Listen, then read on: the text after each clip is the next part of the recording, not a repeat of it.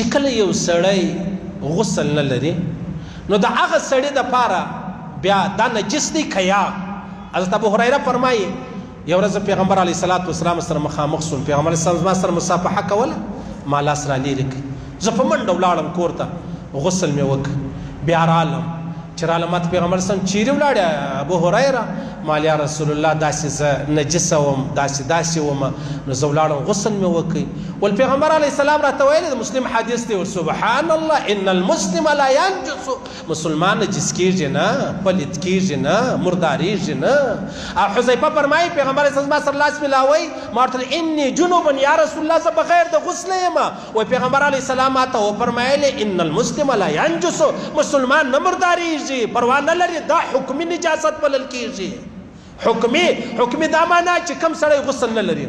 لمنځ نشي کولی تلاوت نشي کولی قرآن لره لاس نشي وروړلی مسجد لره نشي تللی طواف نشي کولی نور هیڅ پروا نه لري که ذکر کوې که درود شریف وایې که الله وایې که سبحان الله وایې که الحمدلله وایې که لا اله الا الله وایې هیڅ پروا چې دا نه لري حتی یو سړی غسل نه لري په یو ګیلاس کې اوبه وڅښلې هغه ګیلاس کې اوبه څښلی سي په یو پلیټ کې سالن وخوړی هغه سالن خوړلی سي هیڅ مشکل نشته پیغمبر علیه السلام فرمایي ان المسلم لا ينجس مسلمان نه لاس پلیت دی نه خوله پلیته ده نه بدن پلیت دی ها که زما لاس په بولو بیا د بما په شرابو په وینو هغه بیا مرداره ده خبره نو پیغمبر علیه الصلاة والسلام ته حضرت حذیفه ویل یا رسول الله انی جنوب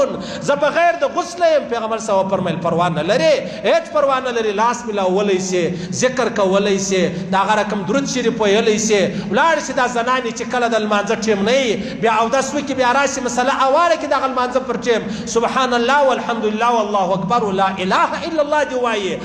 قرآن اورېدلی سي ویلی نه سي قرآن لګېدی غږېدی اورېدلی سي